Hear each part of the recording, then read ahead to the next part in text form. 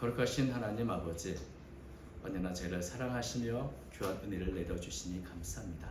무엇보다 예수 그리스도를 이 땅에 보내셔서 우리의 모든 죄를 다 사하여 주시고 이제는 하나님의 자녀가 되게 하시고 거룩한 하나님의 백성이 되게 하신 것을 감사합니다. 이 은혜와 이 사랑으로 여기까지 저희가 왔사오니 주여 저희들을 긍휼히 여기사 더 큰 은혜로 채워 주옵소서. 오늘도 주의 성탄을 찬미하는 우리 샤론 장인돈들을 기억해 주시고 늘 주의 사랑과 은혜가 충만하여 복음을 위해 또 주의 영광을 위해 쓰임받는 모든 찬양대원들로 인도해 주옵소서. 아름다운 목소리와 귀한 삶의 향기로 주께 영광 돌리도록 늘 붙잡아 주시옵소서. 이 시간 대신에 부족한 종이 주의 말씀을 들고 섰습니다. 부족한 종은 감추어 주시고 주의 말씀만이 역사하는 시간 삼아 주옵소서. 주의 성령께서 함께해 주셔서 주의 뜻을 깨달아 알도록 이끌어 주옵소서. 예수님 이름으로 기도하옵나이다. 아멘. 우리는 오늘도 이렇게 자유롭게 어쩌면 굉장히 편하게 예배를 드릴 수 있어서 감사합니다. 그렇지만 세계 곳곳에서는 아직도 이 신앙 때문에 어려움을 겪고 곤란과 박해를 받는 것이 많이 있습니다. 공산권도 그렇고 이슬람권도 그렇고 예수를 믿기 때문에 예배뿐 아니라 박해와 불이익을 감수해야 되는 것이 참 아직도 많이 있습니다. 여러분 한번 여러분들이 내가 만일 예수를 믿고 예배를 드림으로 해서 불이익을 당하고 때로는 핍박을 당하고 고난을 당한다 한다면 내가 이런 불이익을 감수할 만큼 예배드리는 게 중요한가? 혹은 내가 이렇게 핍박을 받을 걸 감수할 만큼 예수 믿는 게 중요한가? 이런 갈등이 있지 않겠습니까? 그래서 만약에 예수님이 어떤 분이고 예수님이 하신 일이 왜 중요한가? 내가 예수 믿는 게 왜 중요한가를 제대로 알지 못하면 핍박이 오거나 불이익을 당하면 신앙은 나중에 믿지 하고 금세 포기하게 될지 모릅니다. 오늘 이 히브리서의 말씀은 바로 이런 환경, 기독교 신앙을 가졌다는 것 때문에 심지어 목숨의 위협까지도 받는 심한 아주 박해 가운데 있는 성도들에게 위로하고 격려하고 왜 우리가 예수를 믿어야 되는가, 예수님이 누구신가를 분명히 알기 위해서 쓴 서신서입니다. 아마도 그 당시의 성도들은 내가 예수를 믿어서 이런 고난과 박해와 불이익을 당하느니 예수 안 믿으면 되잖아. 그래도 나는 유대인으로서 하나님을 믿을 수 있잖아. 이런 갈등을 갖겠죠. 그러나 왜 우리가 유대교는 안 되고 오직 예수님을 통해서 우리가 하나님께 나가야 되는가? 예수님이 왜 중요한 분인가를 히브리서는 우리에게 알려주고 있습니다. 히브리서를 우리가 읽어보면 이제 제가 1절부터 3절까지만 읽어드리면 이렇게 시작하죠. 옛적에 선제를 통하여 여러 부분과 여러 모양으로 우리 조상들에게 말씀하신 하나님이 이 모든 날 마지막에는 아들을 통하여 우리에게 말씀하셨으니 이 아들을 만유의 상속자로 세우시고 또 그로 말미암아 모든 세계를 지으셨느니라. 이는 하나님의 영광의 강체시요 그 본체의 형상이시라. 그의 능력의 말씀으로 만물을 붙드시며 죄를 정결하게 하신 일을 하시고 높은 곳에 계신 지극히 크신 이의 우편에 앉으셨느니라. 이게 좀 말씀이 금방 들어갈지 모르지만 이런 이야기입니다. 아주 간단하게 말하면 예수님이 누구신가? 왜 우리가 예수님을 믿어야 되는가? 예수님이 누구시냐면 바로 하나님께서 인간에게 하나님의 뜻을 전하기 위해 최종적으로 마지막 결정적인 통로로 보내신 분이 바로 예수님이라는 겁니다.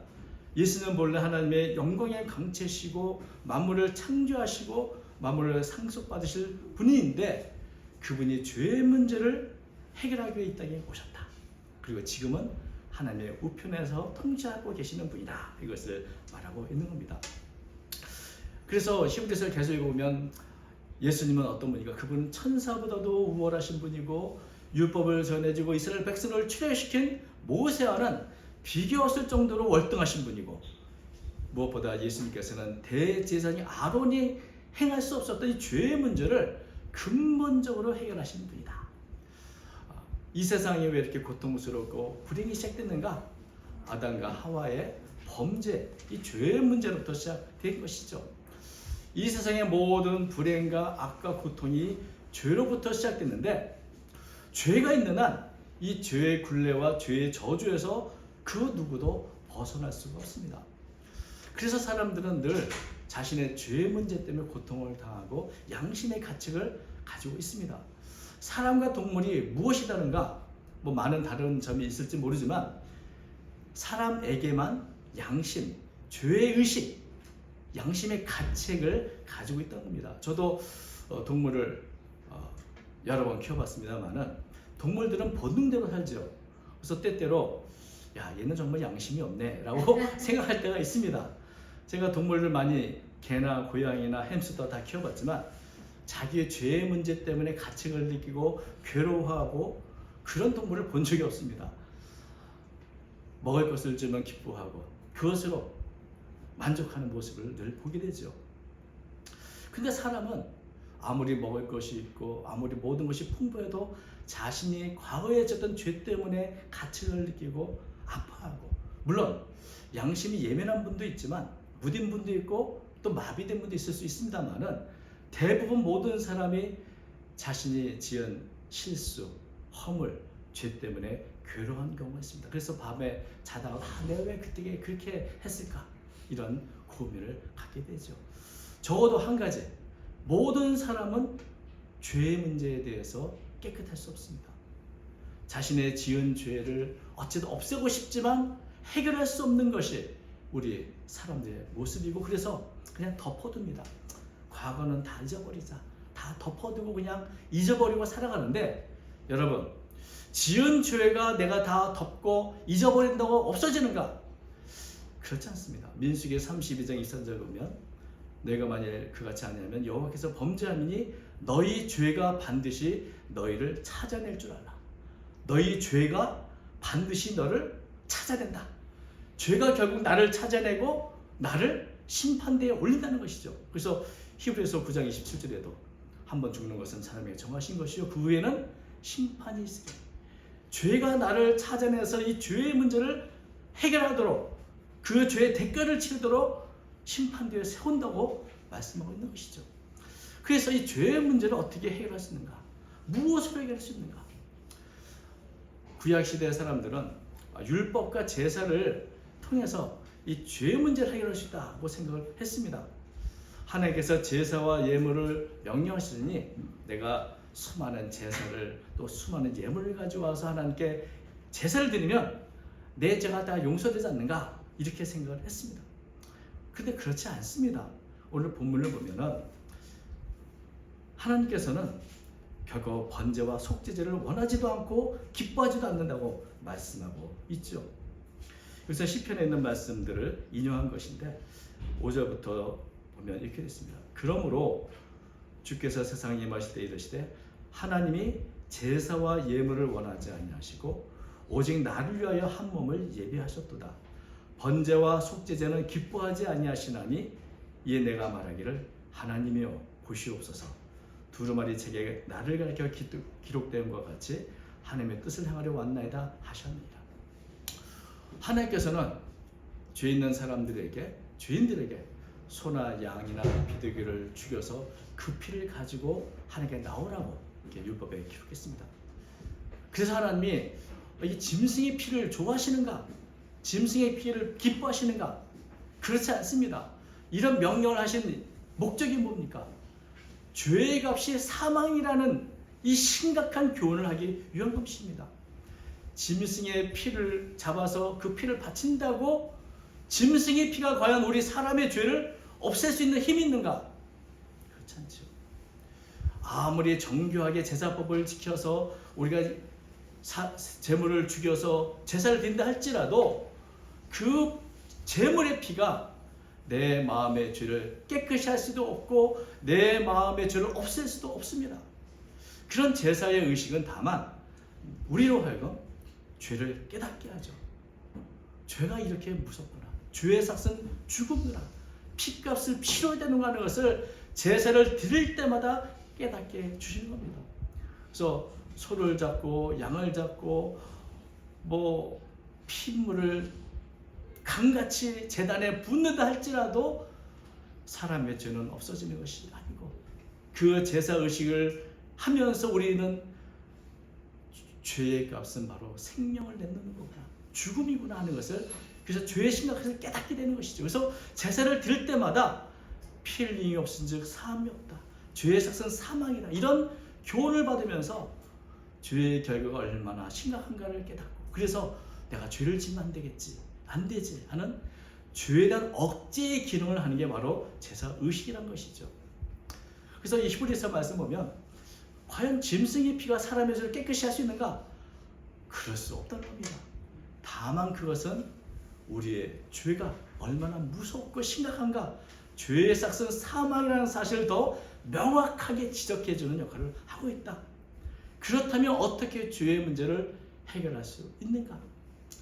하나님께서는 인간의 죄에 대한 궁극적인 해결을 위해서 한 몸, 한 육체를 예비하셨다, 이렇게 말씀하고 있죠.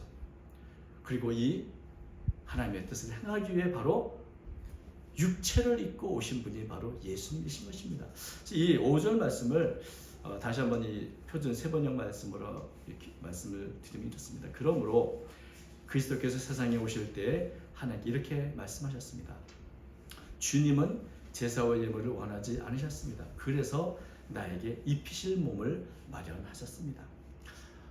사람의 죄를 해결하기 위해서는 사망으로 그 대가를 치루어야 되는데 짐승을 죽여서 되는 것이 아니라는 것이죠. 하나님의 독생자이신 하나님의 아들이 이 땅에 육신을 입고 와서 그 죄값을 치루어야만 해결되는 문제라는 것입니다. 그래서 하나님은 한 육체를 예비하셨다. 그 몸을 입고 이 땅에 오시도록 하신 것이 바로 예수님이신 것입니다. 그래서 예수님은 내가 주의 뜻을 행하려 왔습니다, 인간의 몸을 입고 이 땅에 왔습니다, 이런 고백을 하고 있는 것입니다. 하나님의 뜻이 무엇입니까? 하나님의 뜻은 둘째 것을 세우기 위해 첫째 것을 폐하신다, 이런 말씀이 바로 이제 9절 말씀이 있죠. 9절에 보면 그 위에 말씀하시를 보시옵소서 내가 하나님의 뜻을 행하러 왔나이다 하셨으니 그 첫째 것을 폐하시면 둘째 것을 세우려 하십니다. 첫째 것은 짐승의 피, 구약의 동물 제사 제도를 말합니다. 그것을 폐하고 이제는 예수 그리스도의 피로 말미암은 새 언약을 위해서 오셨다는 것이죠. 그래서 둘째 것을 위해 첫째 것을 폐하기 위해 바로 예수님이 오셨다, 이런 말씀을 하고 있습니다. 저는 이 말씀을 전할 때 늘 다짐하는 게 있습니다. 말을 천천히 해야지, 좀 천천히 차분차분 해야지 하는데 할 때마다 그렇게 되지 않더라고요. 나도 모르게 이렇게 말이 빨라지고 흥분돼 있는데 다시 한번 가라앉혀서 좀 하겠습니다. 동물 제사는 불완전한 것입니다. 그냥 죄를 깨닫게 하고 죄의 심각성을 알려주지 죄의 문제를 근본적으로 해결해 주지 못합니다.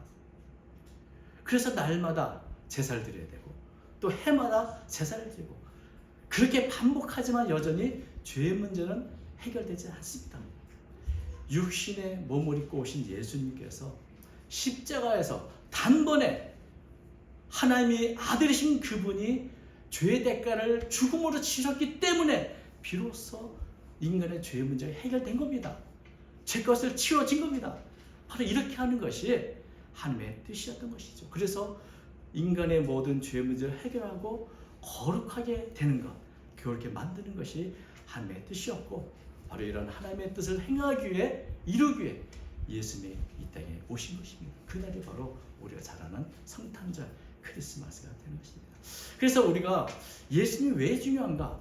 그분이 이 땅에 오심으로 말미암아 우리는 이제 거룩함을 입게 되었다. 이게 중요한 겁니다. 10절이 바로 그것을 말해주고 있습니다. 우리 10절은 좀 중요하니 한번 같이 읽어볼까요?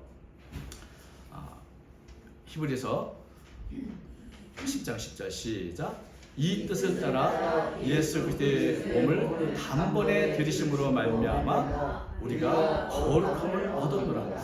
이전에는 죄를 지어서 죄인이었고 죄의 저주와 굴레를 벗어날 수 없었는데 이제 예수님이 단번에 십자가에서 자신을 제물로 드림으로 죄의 대가를 치르심으로 말미암아 우리가 거룩함을 얻었다. 여러분, 거룩이라는 게 뭡니까? 이 단어는 아무리 생각해도 우리와 너무 상관이 없는 단어입니다. 왜냐하면 부정과 죄에서 완전히 구별된다는 뜻이거든요. 그러니까 이것은 하나님의 본질을 나타내는 아주 특별한 단어입니다. 이 거룩이라는 단어는 하나님께만 적용되는 단어죠. 우리에게는 근본적으로 거룩이 있을 수 없습니다. 이미 죄를 짓고 연약한 허물이 많은 존재이기 때문에 그렇습니다. 그런데 예수님의 십자가의 결과로 죄인인 내가, 죄투성이인 내가, 더럽게 한령 없는 우리가 거룩한 존재가 됐다. 거룩함을 입게 되었다. 여러분, 이 거룩함을 얻었다는 뜻은 우리가 과거에 죄가 없었다는 것이 아닙니다. 죄를 많이 졌습니다. 그런데 이 죄의 문제가 완전히 해결돼서 이제는 정결하고 깨끗한 자가 됐다. 제가 예전에 이런 경험이 있습니다. 이 디지털 카메라가 나오기 전에 필름을 넣어서 이제 사진을 찍었죠. 그런데 찍고 나서 실수로 뒷카메라를 열어버렸습니다. 그러면 어떻게 됩니까? 그래서 뒷카메라 열어서 놀라가지고 이거 어떻게 된 거야 라고 열어서 쫙 펼쳐봤죠. 여러분, 빛이 들어가면 내가 어떤 장면을 촬영했든지 다 하얗게 다 사라지고 맙니다. 흔적도 남지 않습니다. 빛이 들어갔기 때문에 그런 것이죠. 그처럼 우리가 시커먼 죄로 가득했는데 예수 그리스도의 보혈의 빛이 들어오는 순간 과거에 있던 모든 죄가 다 하얗게 맑게 없어져 버렸습니다. 그래서 성경은 진홍같이 붉고 주홍같이 붉은 죄들이 양털같이 희게 된다. 흰눈처럼 깨끗하게 된다. 이렇게 말씀하지 않습니까? 모든 죄가 예수님의 그 보혈로 말미암아 필름이 하얗게 과거가 다 사라진 것만이 없어진 것처럼 내 죄가 완전히 깨끗이 씻겨지고 하얗게 되고 흔적도 남지 않게 되었다. 그래서 내가 하나님 앞에 거룩한 자가 되었다는 겁니다. 거룩하게 되었다. 여러분, 거룩하게 된 증거가 뭔가? 바로 우리가 하늘나라에 들어갈 수 있는 것이죠. 하나님은 거룩하신 분이기 때문에 거룩하지 못한 사람 누구도 하나님에 들어갈 수 없는데 이제는 예수님을 통해서 우리의 죄가 다 깨끗해지고 거룩한 자가 되었기 때문에 천국에 들어갈 수 있다. 성도만이 천국에 들어갈 수 있는 자격을 얻게 된 것입니다. 이게 저 얼마나 귀한 은혜입니까? 그런데 또 이 거룩함을 얻었다는 이 뜻은 세상과는 구별되고 이제 하나님께 속한 존재가 됐다는 그런 의미가 있습니다. 왜냐하면 성경에 보면 쭉 읽어보면 거룩이라는 단어가 사용된 여러 경우가 있죠. 그런데 하나같이 다 하나님과 관계되어 있는 것에만 이 거룩이라는 단어가 사용됐습니다. 왜냐하면 거룩이란 하나님께만 사용되는, 적용되는 특수한 단어이기 때문에 그렇습니다. 그래서 여러분 성경에 거룩이라는 단어가 어디에 쓰였나 보면 선지자와 예언자들과 사도들에게 썼습니다. 누가복음 1장 7절 보면 예로부터 자기의 거룩한 예언자들의 입으로 주님께서 말씀하신 대로 베드로서 3장에서 거룩한 예언자들이 이미 예언한 바와 같습니다. 에베소 3장 5절 거룩한 사도들과 예언자들에게 예언자와 사도들에게 거룩한이라는 이 표현이 나오는데 왜 그럴까요? 왜냐하면 그들은 자신의 말이 아니라 하나님의 말씀을 대언한 사람이기 때문입니다. 하나님의 거룩하시니 그분이 하신 말씀도 거룩합니다. 그래서 거룩한 말씀을 대언한 이들에게 거룩이라는 단어를 사용해서 거룩한 사도들, 거룩한 예언자들 이런 표현을 쓴 것이죠. 천사들에게도 이 거룩이라는 단어가 사용되기도 했습니다. 마가복음 3장 38절 인자도 하시기에 아버지 영광에서 거룩한 천사들을 거느리고 올 때 사도행전 10장 20절 그가 거룩한 천사의 질과 천사에게 왜 거룩하다는 표현이 됐을까? 천사가 거룩한가? 그렇지 않습니다. 천사들은 거룩하신 하나님을 섬기는 자들이기 때문에 그 거룩한 하나님을 섬기는 자들이 그들도 거룩하다는 표현이 사용된 것이고 또 예루살렘 성에도 거룩이라는 단어가 사용됐습니다. 마태복음 27장 53절 무덤에서 나오 거룩한 도성에 들어가서 또 계시록 21장 10절 보면 하늘에서 내려온 거룩한 성 예루살렘을 보니 예루살렘 성이 왜 거룩한가? 예루살렘이 거룩한 이유는 그곳에 성전이 있기 때문에 그렇습니다. 성전이 왜 거룩한가?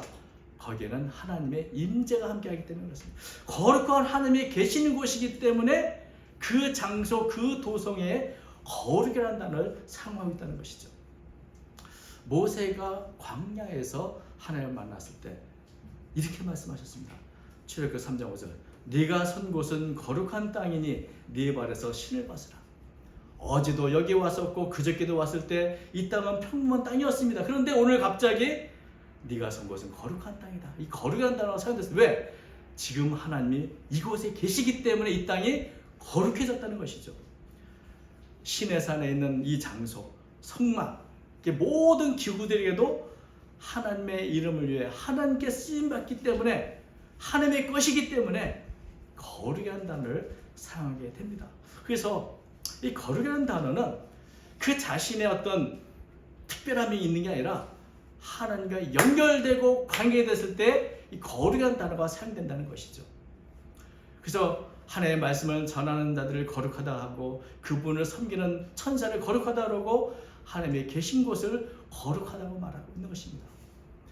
여러분, 본래 우리는 더러운 죄로 하나님과 관계없이 살아왔는데, 예수님의 십자가를 통해서 우리가 거룩함을 입었다는 뜻은 이제는 하나님과 아주 깊은 관계가 있는 그런 존재가 됐다는 것이죠. 그래서 성도는 뭡니까? 거룩한 사람들, 거룩한 무리들, 거룩이라는 단어가 바로 우리 자신에게 사용되고 있는 것입니다. 우리는 본래 거룩하지 않은 자인데 이제 예수님을 통해서 거룩하게 되었다. 이 은혜를 입었다는 것이죠. 그래서 우리는 세상과는 구별되고 하나님 앞에 깨끗하고 아름다운 존재, 거룩한 존재가 됐다. 이게 굉장히 큰 모순입니다. 우리가 이 솔로몬이 쓴 아가서에 보면 솔로몬 사랑했던 여인인 술람미 여인이 자신을 소개하는 장면이 나옵니다. 아가서 1장 5절인데 이렇게 말하죠. 예루살렘 딸들아, 내가 비록 검으나 아름다우니 게델의 장목 같을지라도 솔로몬의 휘장과도 같구나.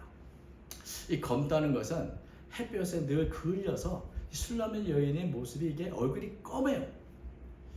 그러면 아름다워 보이기가 힘들죠. 게달의 장막도 마찬가지입니다. 게달은 유목민 족속인데 그들이 장막을 만들 때 염소의 가죽으로 만들기 때문에 굉장히 검고 보기가 그렇게 좋지 않은 것입니다. 그런데 우리가 물론 뭐 최근에는 검은 게 아름답다 이런 말도 있지만, 사실은 전통적인 어떤 우리의 개념 속인 검은 것은 별로 아름다움과 거리가 있는 것으로 생각합니다. 그런데 술람미 여인이 이렇게 말합니다. 나는 내가 비록 검으나 아름답다. 게달의 장막 같을지라도 솔로몬의 휘장과도 같다. 굉장히 모순된 말이죠. 얼굴이 검고 또 게달의 장막은 이 염소의 털로 만들어서 검고 보기 흉한데 이게 가장 화려하고 아름다운 솔로몬의 휘장과도 같다. 여러분, 검지만 나는 아름답고 게달의 장막 같지만 솔로몬의 휘장과도 같은 존재다.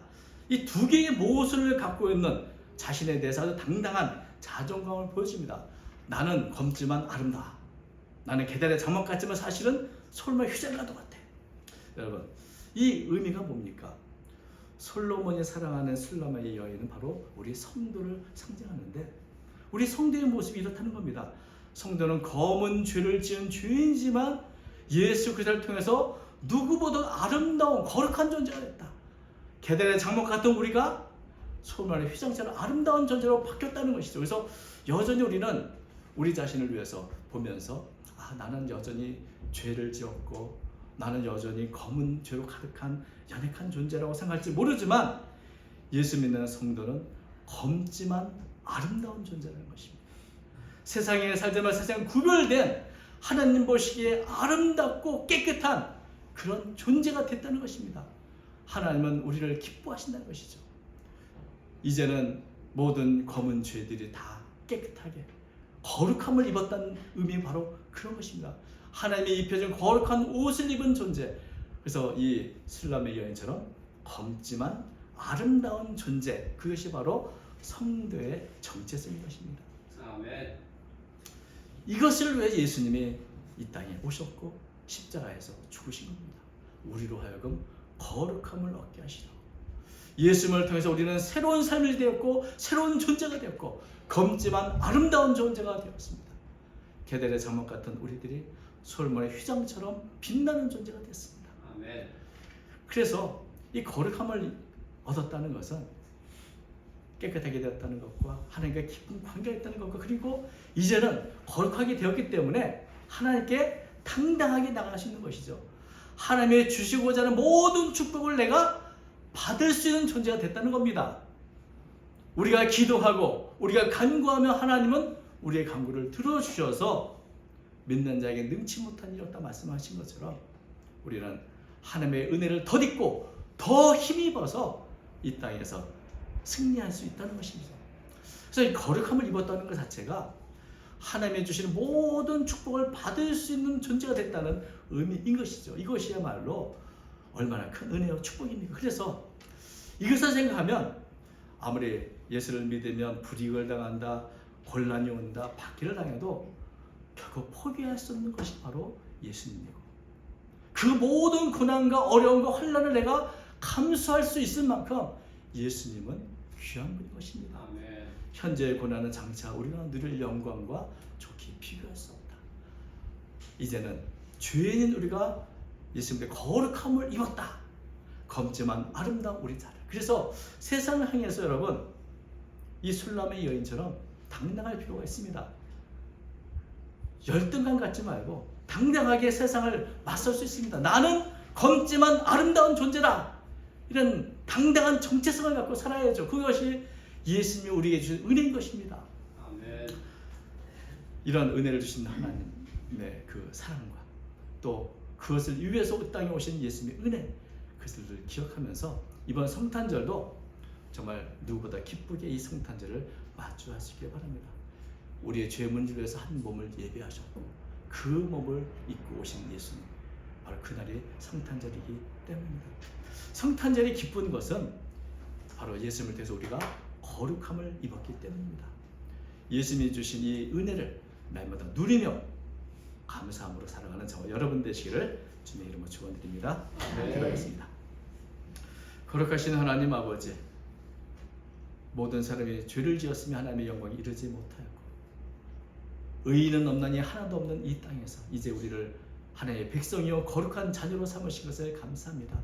예수님이 이 땅에 오셔서 하신 모든 일들을 우리가 깨달아 알도록 인도해 주시고 검지만 아름다운 우리 자신의 정체성을 가지고 세상을 향해 당당하게 담대하게 싸우며 승리하는 자유가 되도록 인도해 주옵소서. 이 은혜와 이 능력을 우리 모두에게 허락하여 주시길 간절히 비우며 예수님 이름으로 기도드리옵나이다. 아멘.